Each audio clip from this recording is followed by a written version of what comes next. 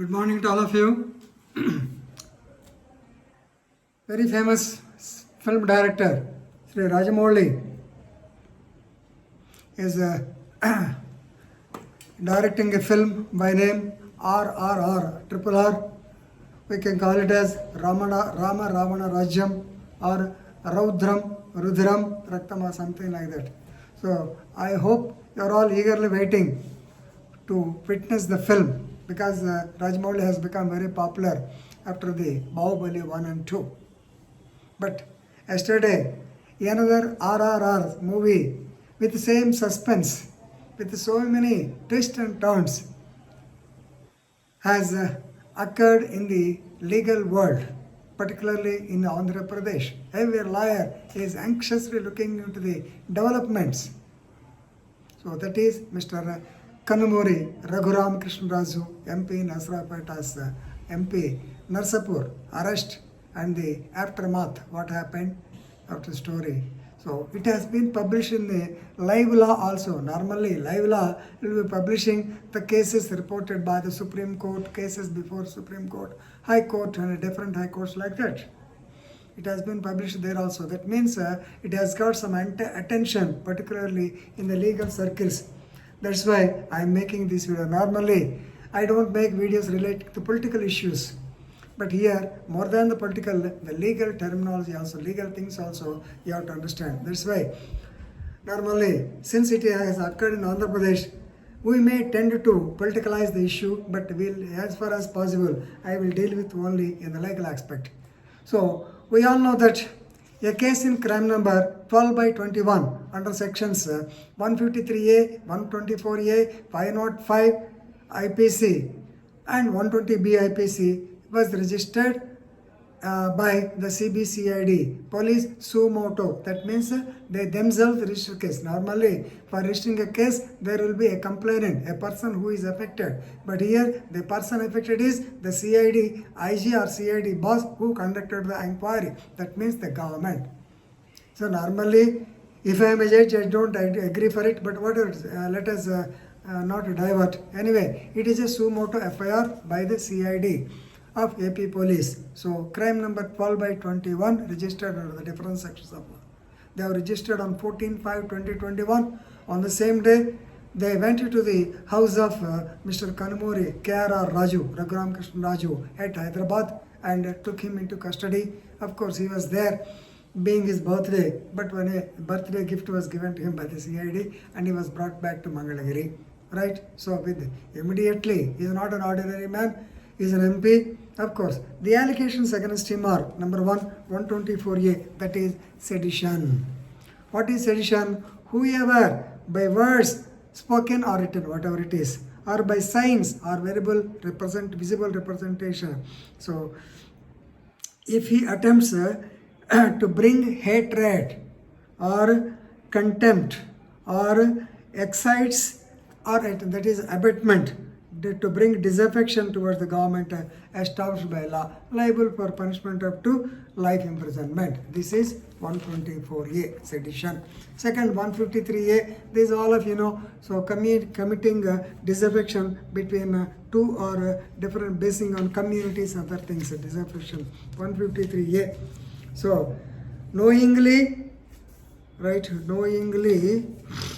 promoting enmity between different groups on the grounds of religion, race, place of birth, residence, language, etc. Here the allegation is that Mr. Raghuram Krishnaraju, he has exceeded the limits of fair criticism and he has started attempting to create hatred or ill will or contempt against the government of Andhra Pradesh, and also he stated that he has actually exposed that the government is supporting Reddy and Christian community. So he is portraying like that. Therefore, they have taken action. They brought him to Mangalagiri. Immediately, a bail petition was filed in the High Court of Andhra Pradesh. Of course, the High Court has given a temporary relief stating that he should not be produced to the magistrate till the next day, that is on 15th. So on 15th, the matter was heard by Honorable Justice Mr. Suresh Reddy, and he stated that, so the matter, bail petition, so it need not, the High Court is not inclined to entertain the bail petition. Because number one, during the summer vacations, the guidelines given due to the summer vacations by Supreme Court stated that if any bail is refused by the Sessions Court, such matter only has to be taken up by the High Court and not otherwise. Straight away they have come to the court. So what is the necessity? Second part, so even though Sessions Court and High Court have got some concurrent jurisdiction, if they file the bail petition before the Sessions Court either under 437 or 439 CRPC, definitely entire record including the remand report will be available with the Sessions Court and not with the High Court. Therefore, yesterday the petition was dismissed and later he was produced before the magistrate. This is another story. Of course, immediately he approached the Supreme Court also, and his advocate, Mr. Bandarapalli Adinarayan Rao, so he filed a petition. Even he filed a writ petition of habeas corpus, because yesterday I told you that case Rahul Sharma, where if the remand itself is mechanically given or if the arrest is mechanically made, then they can go for writ petition. Of course, a special bench has been constituted to inquire into the same under the aegis of Praveen Kumar, Honorable Justice Praveen Kumar and K. Lalita Rani or somebody. So this is the thing. So see the developments.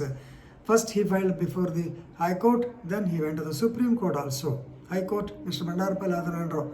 So people of Ongole, we must feel happy because Bandarapalli Adinarayan Rao is son of Bandarapalli Venkateshwarlu, who worked as additional PP Chirala, and his younger brother Mr. Hemant is also an advocate. Bandarapalli Adinarayan Rao, he worked in High Court of AP, then he moved on to Supreme Court. Now he is designated as a senior advocate. We are happy that he is from our area. Second, right, so now the another twist, when he is being produced before the so-called 6th AMM, Madam Aruna, then when he is produced before the court, he has Raghuram Krishnadas has given written representation also and stated that on the night of 14th, around 11 p.m. or 11:15 p.m., some 5 persons came with covered faces and they beat him with a stick and rubber sticks on his and both the knees of both feet, and he has shown the feet also to the magistrate, and she has seen the tenderness on the feet. So he stated that he was assaulted by unknown police. She noted the tenderness on both the feet. So immediately she referred him to the hospital, maybe say government hospital. He did not accept. Then he was referred to Ramesh Kankal Hospital. So here, please remember section 54 of the CRPC. So at the request of the request of the accused person, he can be sent for medical examination. So 54 also, please remember. You all know that he is produced under section 167 CRPC for judicial remand.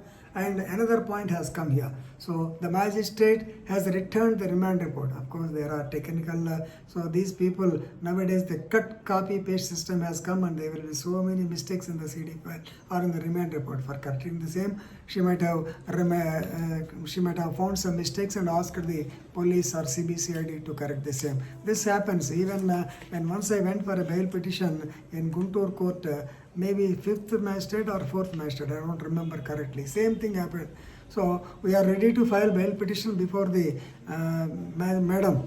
She was also a lady, Jayaprada. So madam, but the point is the remand report has been once again taken back by Kottapeta CI, and he has corrected it after 1 year and after 1 hour and got it back. Of course, these are technical difficulties, and normally you may be under the wrong impression that the remand will be returned. Normally it will not be done. So that such irregularities, they can be clarified. Now, so later he was sent to hospital. Of course, the jet security will continue, and the government has, the High Court has framed already, this has formulated a committee, and the Honorable that 6th magistrate, Metropolitan Magistrate, she has stated that she has directed the hospital authorities, right, both Ramesh and Government Hospital, to give a report or to give a report about the injuries, whether they were caused earlier or later, or whether there is harassment or ill treatment by the police or other things. So this is a story. Already 10 minutes are getting over. Please follow the case in the interest of law only. Of course, I am not touching the political aspect. Whether political aspect is a different thing, but these so many points are there. Now I told you 124A, 153A, 167 CRPC, 54 CRPC, the sections, the crime number of the CID, all these things are given. Please have a consolidated study of the case because it will be useful for you in future. Thank you very much.